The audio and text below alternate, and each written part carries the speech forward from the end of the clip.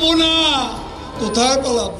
আওয়ামী লীগের প্রভাবশালী নেতা মন্ত্রী ওবায়দুল কাদের কোথায়? শখানেক হত্যা মামলা আছে তার নামে। এত মামলা হওয়ার পরও বাকপটু এই রাজনীতিবিদ এখনো গ্রেপ্তার হলেন না কেন তা নিয়ে প্রশ্ন উঠেছে নানা মহলে। অনেকে সামাজিক যোগাযোগ মাধ্যমেও প্রশ্ন তুলেছেন, তিনি কি দেশে আছেন নাকি পালিয়েছেন?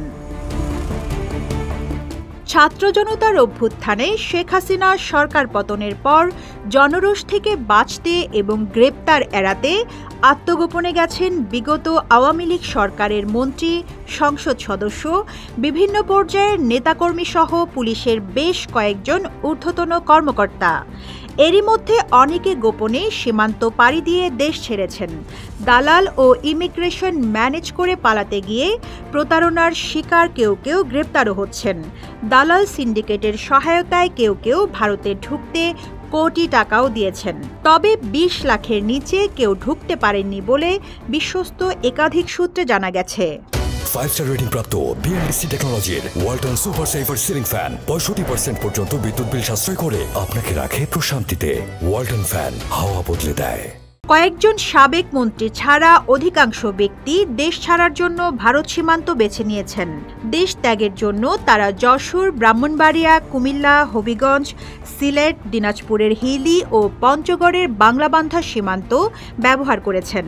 তাদের পারাপারের কাজে বিভিন্ন সীমান্তে গড়ে উঠেছে একাধিক চক্র। এ চক্রের সদস্যরা প্রভাবশালীদের পার করে দিয়ে বিপুল অঙ্কের টাকা হাতিয়ে নিচ্ছে।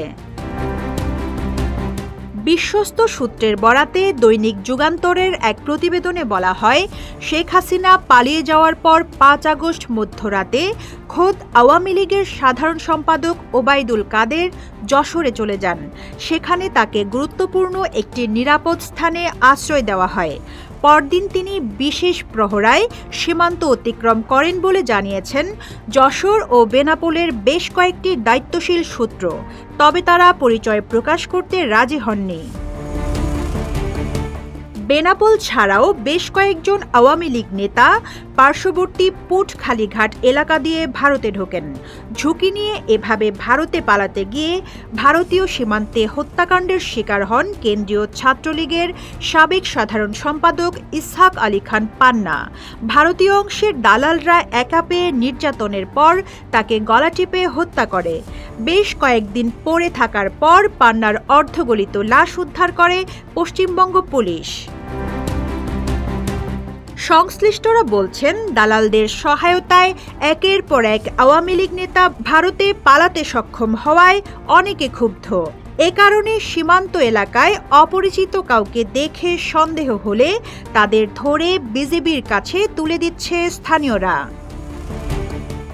রিজওয়ানা রিন্তি, ইত্তেফাক।